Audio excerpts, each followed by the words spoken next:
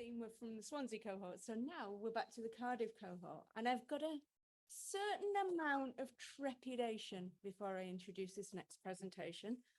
So we started a cohort which was all around procurement, and we lost quite a lot of people on the way.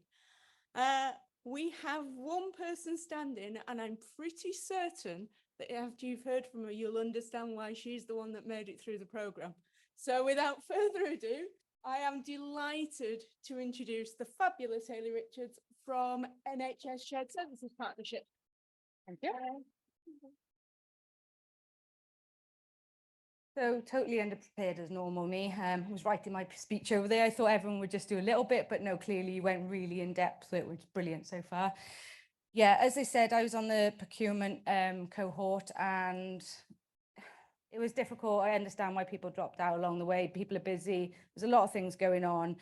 But again, one of the biggest things that came up for us was agendas. My presentation should come up at some point. It does say on there decarbonisation and foundation economy. It's just a heading for the moment for this. What our cohort talked about and what we found was that we were given agendas by Welsh Government all the time, and they were thrown at us and what we were doing. We thought we were going to set the world on fire. We were talking about decarbonisation, foundational economy, all the different things are coming out and how we could personally make those massive and improve in the NHS, like I said. But what we realised is as we were going through and we were talking about foundational economy and decarbonisation was, what did we understand about it ourselves and how could we make a difference? And then what we further went into then is, how do we expect our teams and our staff to make a difference as well? And we realised, as John said in OVO, it's all down to knowledge and understanding, and how we need to actually take everything back, strip it back and go back down to the basics and actually train our staff in what foundational economy, decarbonisation, circular economy means to everyone, and how we can make a difference, and almost put it back onto your staff and make it relatable to them, because we can't make a difference at the top level without the bottom level knowing what they're doing. So that's what we came up with as our challenge. And it's almost a training program essentially, but we put these headings in because at the moment, these are high on the agenda with Welsh Government, with everyone. So this is just a prototype. It's not gone out, and our team is developing slowly in the NHS. We've had Alid join us, Amy join us. So we're developing our training as we go. But what we wanted to do and what our main aim was to really strip it back and make it like relatable, essentially, for our staff and for them to be able to know what they were doing and how they could move forward with this agenda for us to be able to be successful.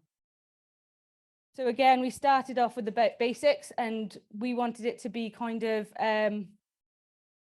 interactive for staff as well. At the moment, it's difficult because we've had COVID and everything like that, but we wanted people to know, how does my role contribute to the foundational economy, decarbonisation, and another one, the Wellbeing and Future Generations Act.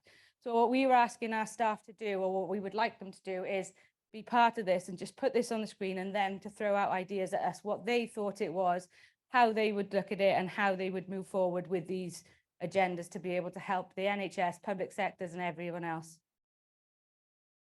Again, the definition of foundational economy, it's all of our goods and services that we need.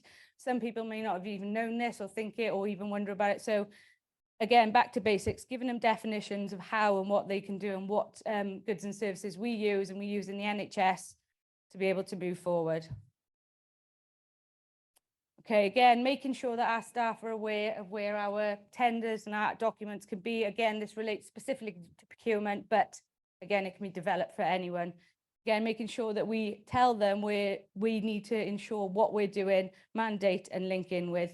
And at the bottom here, we talk about linking in with SMEs, third sector bodies and things like that. Again, I'll go further on to this and that'll come into training, but we need to make sure our staff know what they're talking about to be able to enable them to let suppliers know what they need to do and how they move forward.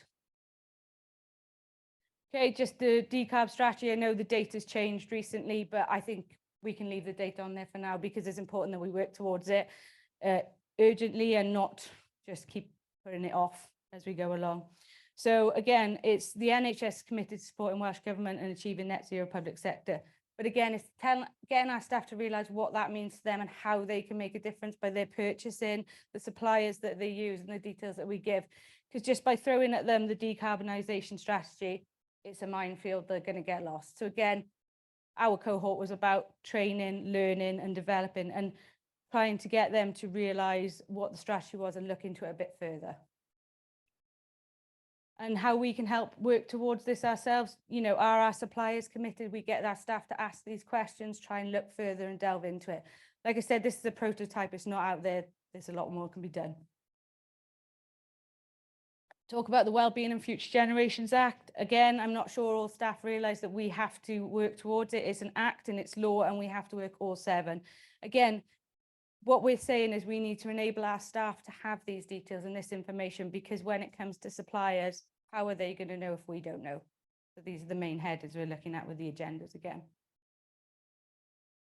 Just things to familiarise themselves with. Like I said, this isn't for you guys, it's just the programme we set up. And as procurement, we're asking these questions. So again, I go back to the very start. We in the NHS have asked our staff to put these questions into our tenders. But how do they know how to evaluate them? How do they know how to look at them? It's a general question. We're now looking as a team into how we can further improve these questions and make them more accurate to the tenders that are going out and more like relatable again. But what we're saying here is we've given this to staff. This came out before our team even started, the transformational team, and with the kind of relatability to them. How do they know what they're doing?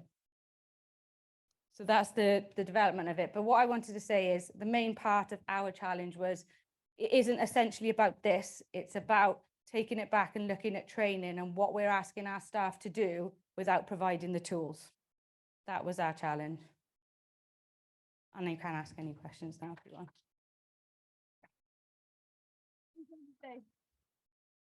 I feel terrible for saying this because I know Hayley would be one of the most entertaining people to ask questions to, but we haven't really got time. Yes. We're all biting our fingers over here.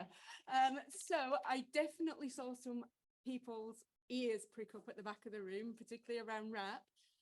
So I'm sure they'll come and find you at lunchtime, Hayley, to have a chat. So thank you so much. You are a superstar and thank you for presenting.